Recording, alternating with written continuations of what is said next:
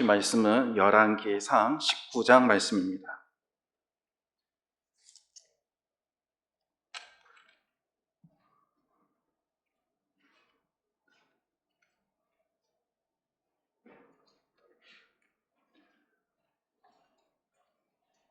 열왕기상 구약 549쪽에 있습니다. 구약 549쪽 열왕기상 19장 3절과 4절 말씀입니다.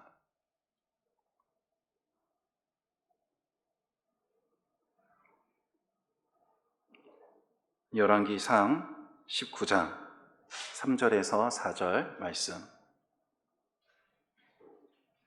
우리 두 절밖에 안 되니까 같이 읽겠습니다. 3절, 4절.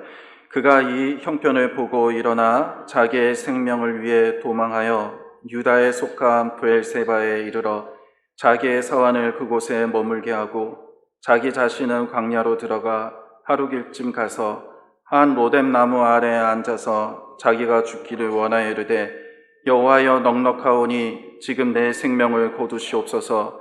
나는 내 조상들보다 낫지 못하니이다 하고. 아멘. 오늘 우리가 읽은 말씀을 보면 엘리야라는 우리가 다 잘 아는 그러한 사람이 나옵니다.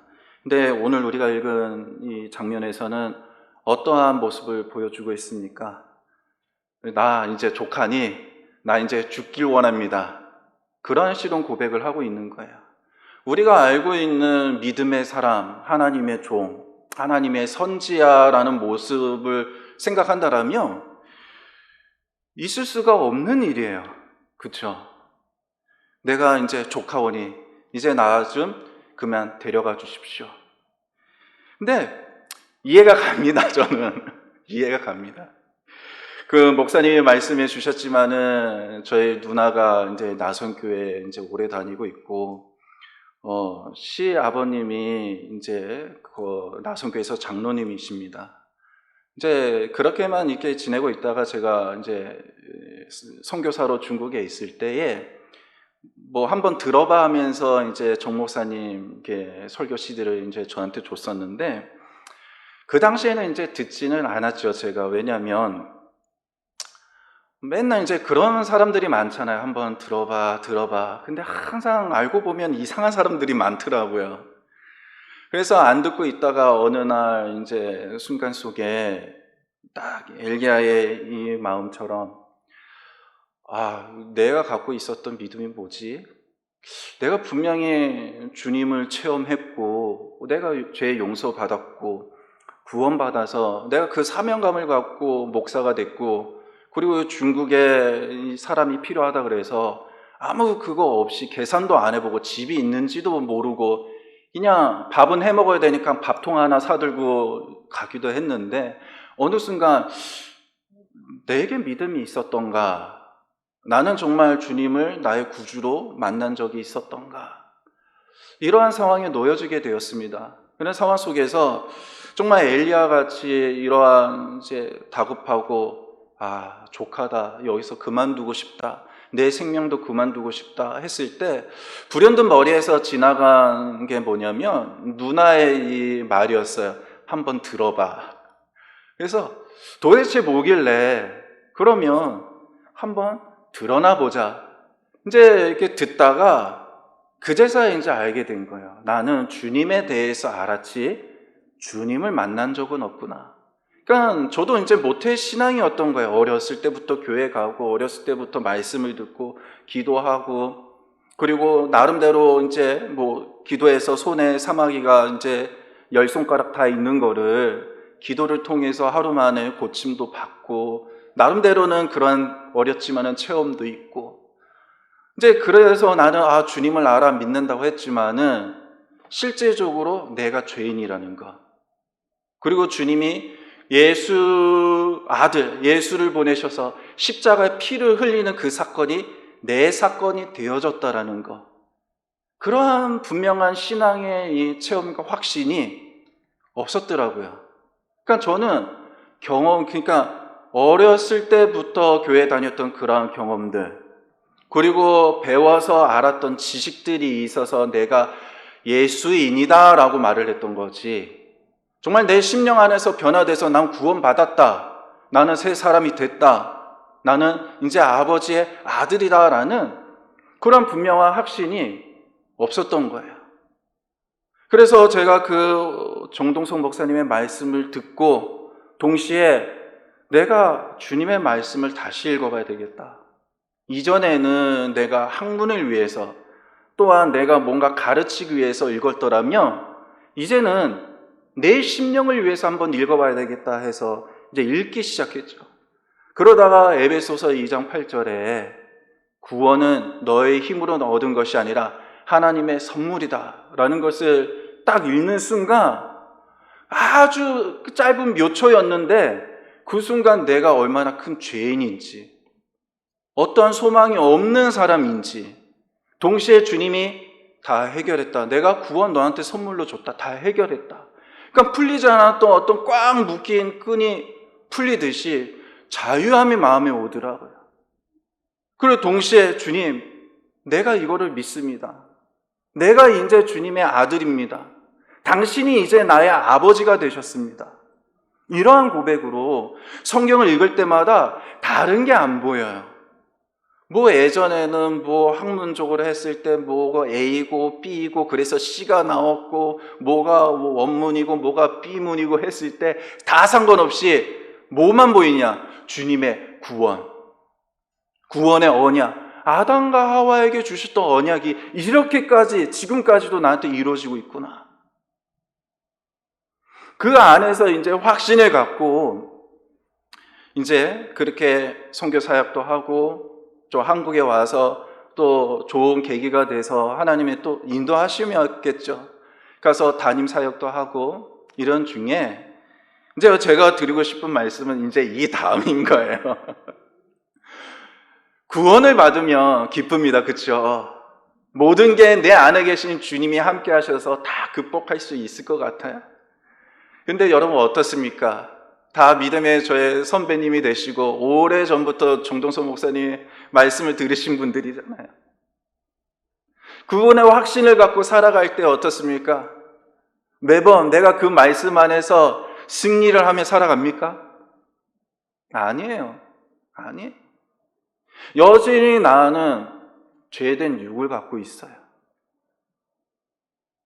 그래서 이 육이 올라올 수밖에 없어요. 그래서 늘 우리의 마음은 내 안에 계신 주님의 구원의 언약의 그 성령이 나를 다스려서 이기고 싶지만 실제적으로는 안 돼요. 절망할 때도 있어요.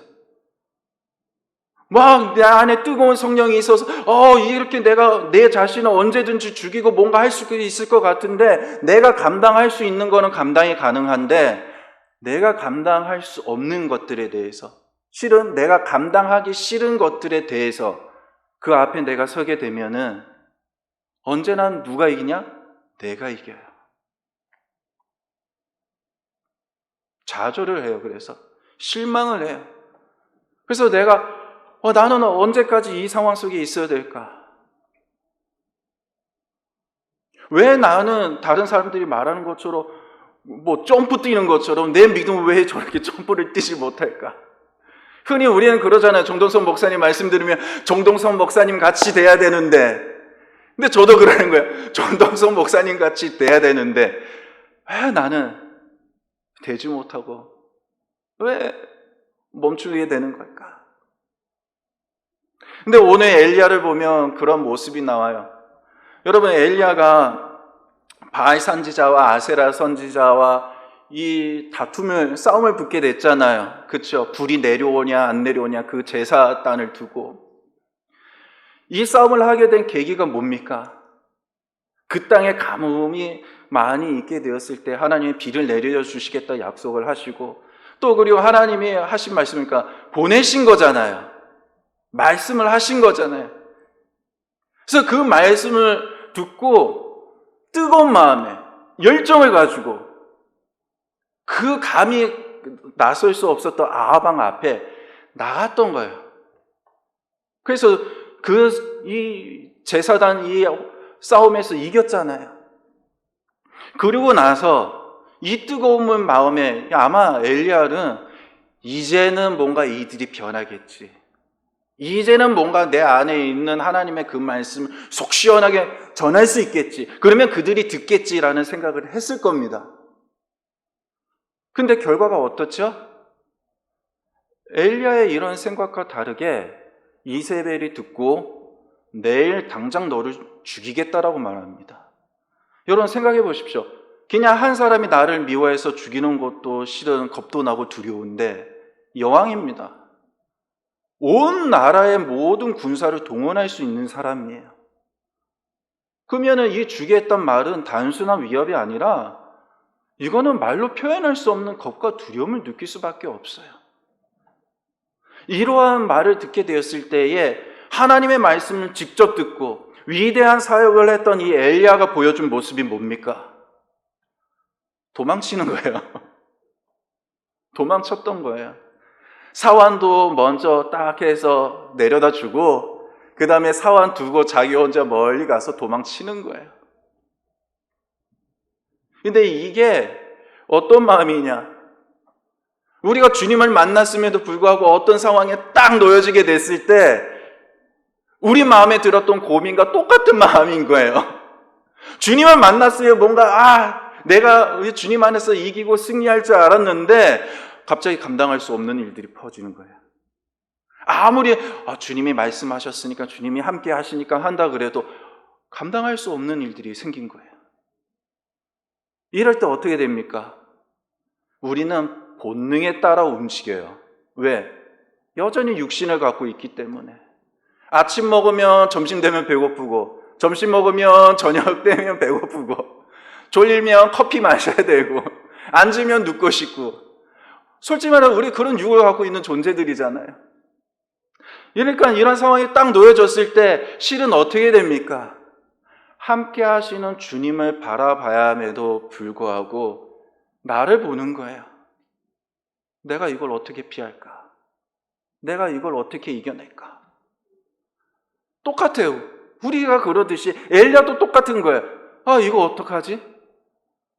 이거 사단이 났다 이거. 어디 가든 죽겠다 해서 도망을 치게 된 거예요.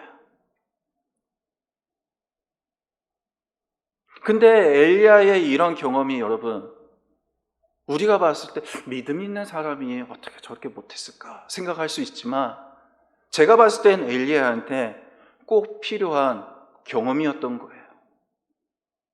꼭 필요한 경험이에요. 이러한 경험이 없으면 오늘 내가 주님을 바라보는지 오늘 내가 나를 바라보면서 여전히 나는 주님을 바라보고 있다라고 스스로 속이든지 알 수 있는 거예요.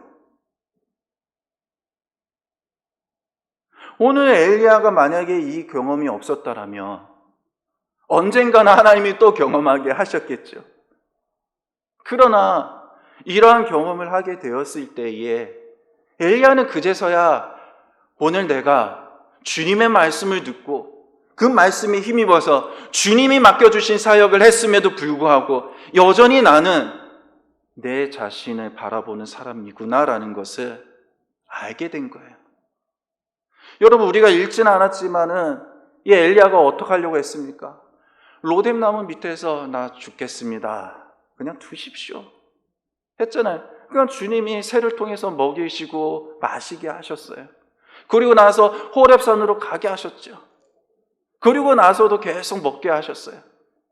그래서 하나님이 묻습니다. 엘리야야, 너 왜 여전히 그렇게 있니? 그러니까 엘리야가 하는 말이 뭡니까? 주님, 내가 열심히 있어서 주님이 맡기신 사역을 했는데 나밖에 이제는 안 남았는데 이제 나도 죽게 생겼습니다. 이 말합니다. 몇 번 말하는지 알아요? 2번 말합니다. 이 말뜻은 뭡니까? 내가 믿음이 유별나여서 하나님의 말씀을 듣고 하나님과 동행하고 하나님의 사역을 이룬다고 하면서도 여전히 엘리야는 뭡니까? 오늘은 내가요. 내가 함께 하시는 주님을 바라본다고 하면서도 여전히 내가야. 이런 내가가 됐을 때 실은 사역자든 성도든 무너지게 되는 거예요.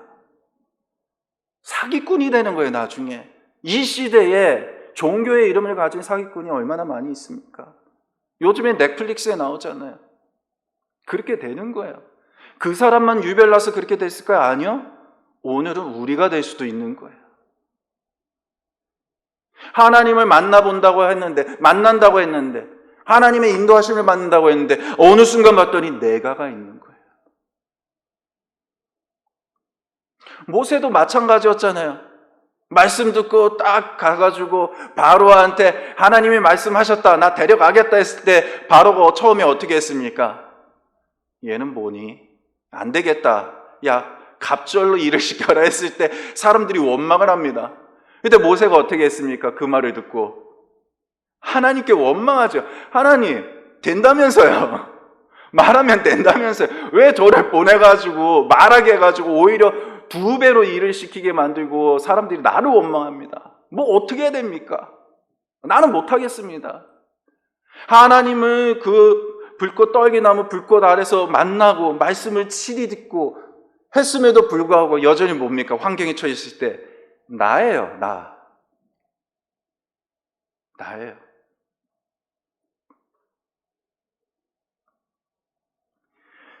오늘 엘리야가 이러한 이세벨을 통해서 죽음의 사건을 만나게 됐을 때 엘리야는 경험하게 됩니다.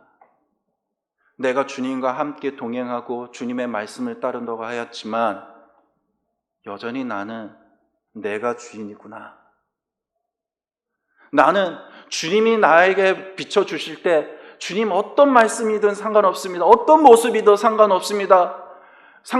말을 했음에도 불구하고 막상 기대하기는 강한 바람이 불러서 바위가 떨어지고 지진이 났을 때 하나님이 있기를 바라는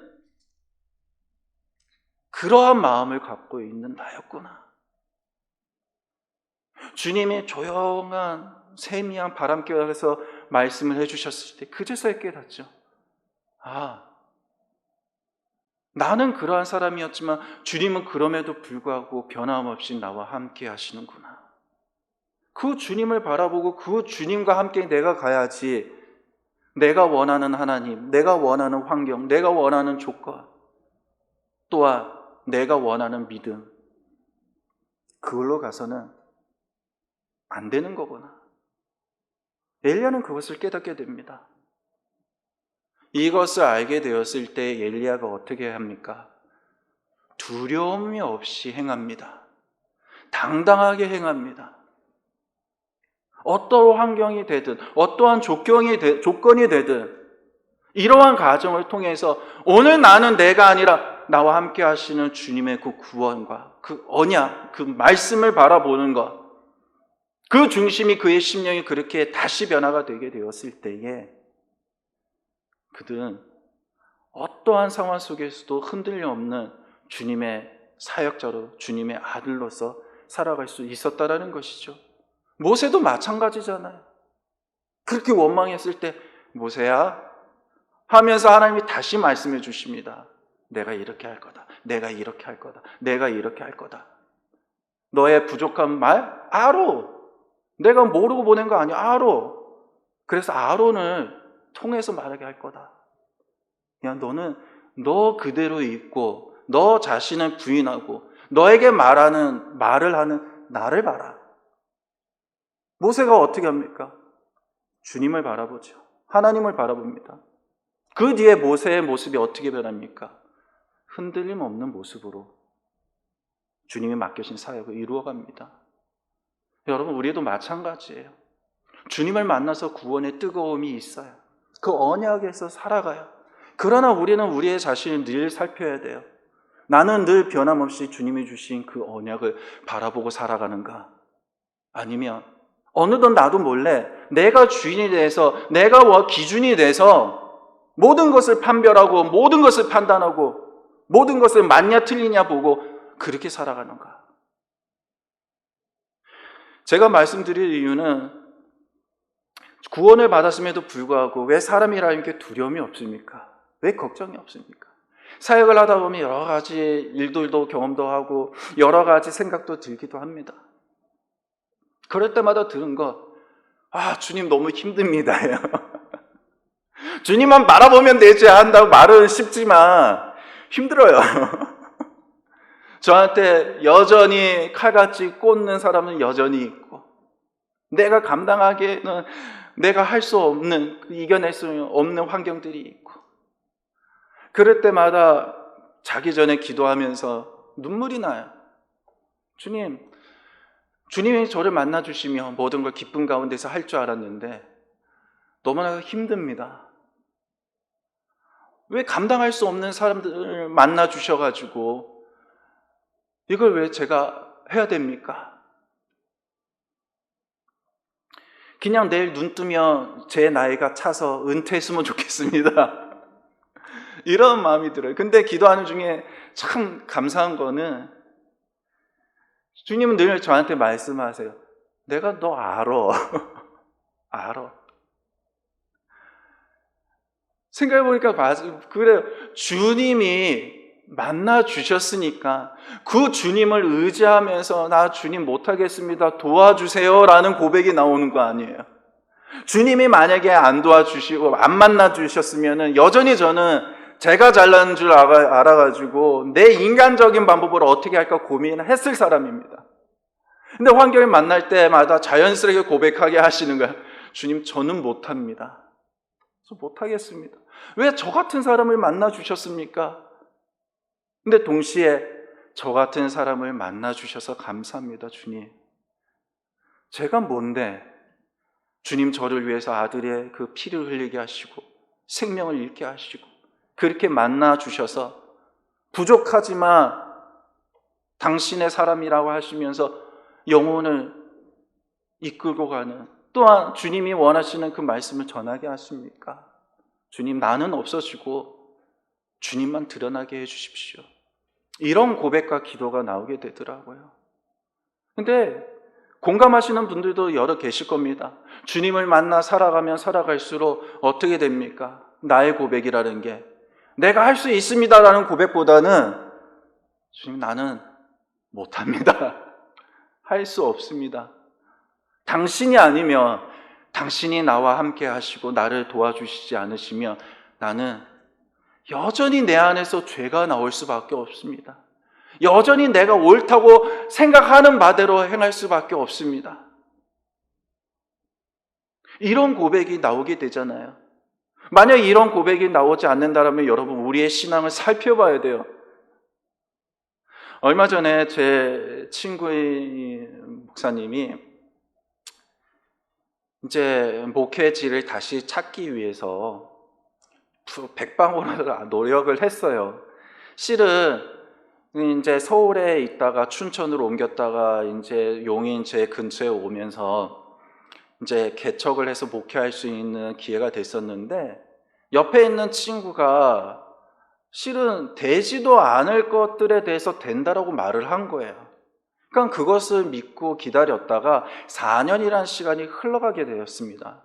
근데 감리교 목사는 4년 동안 어디에 소속을 두지 않으면 목사 안수 받은 것도 없어져요. 그러니까 다시 시작을 해야 되는 거예요. 그러니까 이 친구가 이제 싫든 좋든 이제는 자기의 소속을 둬야 돼서 이제 목회지를 찾는데, 어떤 이제 은퇴를 앞둔 목사님이 연결이 됐어요. 근데 이 목사님이 말을 3번이나 바꾸는 거예요.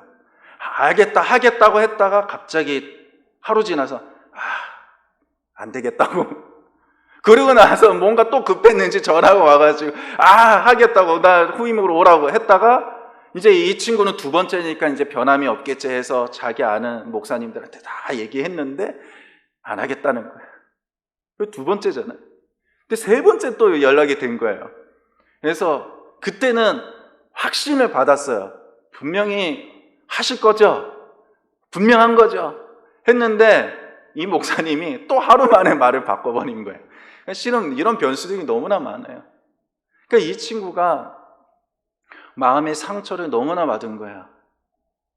목사하면 말의 책임이 져야 되는데 한 번도 아니고 3번씩이나 그러고, 이 친구라는 녀석도 똑같이 목사하면서 자기 필요에 따라서 이용해 먹고, 그러니까 너무나 화가 나고 답답한가 봐요. 그래서 세종에 이제 또 목회 이제 다른 교회 가시면서 이제 나온 목회지가 있는데 저랑 같이 가자라는 거예요. 나 그냥 이대로 가면 실수할 것 같아. 말에 실수할 것 같다. 그러니 좀 같이 가줘서 내가 혹 잘못하거든 나를 좀 자중시켜라. 해서 이제 차 타고 이제 같이 가는 중에 이 친구는 속에 있는 말을 막 하는 거죠. 어떻게 그럴 수도 있고, 저럴 수도 있고, 막 하면서 이제 그 얘기를 할 때에 그 친구한테 제가 한 말이 뭐냐면, 성공한 목사보다 실패한 목사가 나은 것 같다. 얘기를 했어요. 지금은 이것도 틀어주고 저것도 틀어주고 해서 내 마음이 아프고 답답하고 정말 이 길이 하나님이 나한테 보내고 허락하신 길인가? 이 교회가 정말 내 이 충동으로 가는 교회일까? 아니면 하나님의 인도하심에 따라 가는 교회일까? 모든 것이 혼동스럽고 기분도 안 좋고 그렇지만은 딱 하나, 너나 나나 실패했다. 너나 나나. 나도 담임자로서 여러저런 경험을 봤을 때 나도 실패한 목회자, 세상 사람들 눈에 봤을 때 교회 몇 명 안 되고 교회 한 달 유지하기도 힘든 이 상황 속에서 본다면 실패한 목회자지. 누가 가서 우리 뭐 아들이 우리 사회가 어디 목사요 말하겠어요? 큰 교회만 하겠죠. 그러나 형편이 어려운 교회 목사는 목사 같지도 않아요. 실은 그렇게 대우해 주지도 않아요. 근데 너도 보자. 이러한 어려움 속에서 소망이 없지 않냐. 근데 이렇게 이 경험을 하니까 결국에는 나를 신뢰하지 못하지 않냐. 나도 나 신뢰 못해. 너도 너 신뢰 못하잖아. 그 목사님 얘기 듣고 이제 됐어. 이제 하기만 하면 돼 했지만은 하루 지나서 다 틀어졌잖아. 너도 너 자신 신뢰하지 못하고 나도 나 자신 신뢰하지 못하니까 어떻게 하냐? 주님만 신뢰하게 되잖아. 주님만 바라보게 되잖아. 그래서 오히려 나은 것 같아. 실패한 우리가 나은 것 같아. 만약에 우리가 이런 경험 없이 성공만 했더라면, 좋은 길로만 갔다라면 내 자신을 신뢰하지 못하는 이 경험을 할 수 있을까? 오로지 주님만을 붙드는 그런 마음을 내가 둘 수 있을까? 아마 우린 못했을 거야. 너도 잘 알고 나도 잘 아는데 만약에 잘만 되는 길로 갔더라면 나는 내 성공에 취해가지고 아마 대도 안 하는 말도 믿음이라고 해서 막 지를 치지도 몰라. 하나님의 말씀이 아닌데 하나님의 말씀인 것처럼 확신 가지고 전했을지도 몰라. 근데 실패를 경험해 보니까 조심스러워. 실패를 경험해 보니까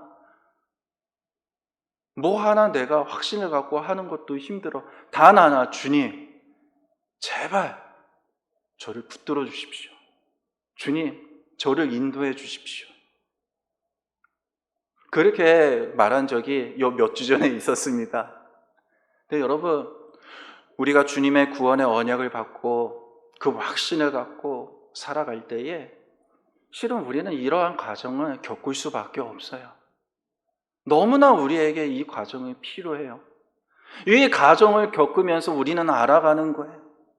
내가 구원의 이 기쁨만으로 살아갈 수 있는 것이 아니라 내 자신을 복종시키고 내 자신을 부인시키고 그래서 오직 하나님의 주신 그 언약만이 그 약속만이 내 안에서 살아날 수 있도록 하는 이 과정, 이 과정이 오늘 우리에게는 늘 필요한 겁니다. 그게 성화잖아요. 성화예요. 이 성화는 끊임없이 이루어져야 된다는 것이죠. 이러한 과정을 통해서 그제서 우리는 아는 거예요. 오늘 내가 이 순간 나를 만나 주신 주님의 그 생명과 구원의 언약을 바라보고 있는지, 아니면 내가 옳다고 생각하는 것들, 내가 맞다라고 생각하는 것들, 여전히 나의 자신을 주장하는 나를 보고 있는 건지, 붙들고 있는 건지, 이러한 과정을 통해서 주님이 가르쳐 주시는 거예요. 애야, 아들아, 딸아, 여전히 너의 안에 숨겨져 있는 것이 많다. 가라앉은 것들이 많다.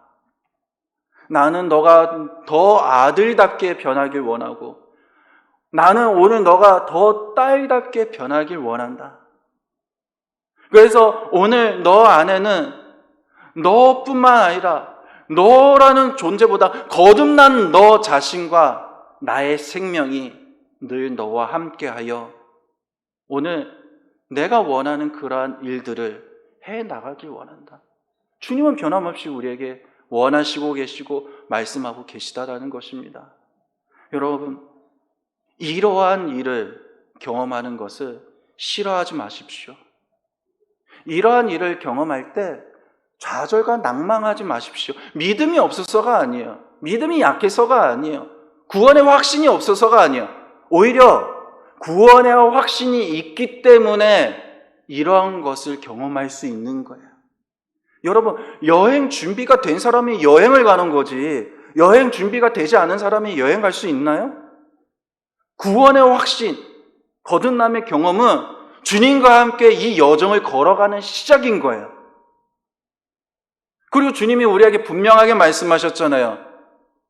나의 길은 넓고 평탄한 길이 아니라 좁고 협착한 길이다. 주님이 분명히 말씀하셨습니다. 주님이 우리를 만나 주셨음에도 불구하고 우리가 걸어가야 할 길은 주님이 걸어가신 좁고 협착한 길이에요. 그러나 감사한 거는 좁고 협착한 길을 걸어서 낭망할 때도 있고 좌절할 때도 있고 내모려나 할 수 없을 때도 있고 어쩔 때는 원망도 들 때도 있을 거예요. 그러나 분명한 것은 그럴 때마다 주님은 내 자신을 더 연단하시고 내 자신을 더 정하게 하시고 오늘 나로하여금 내가 아니라 나와 함께 하시는 그 주님을 바라보게 하신다라는 것이죠.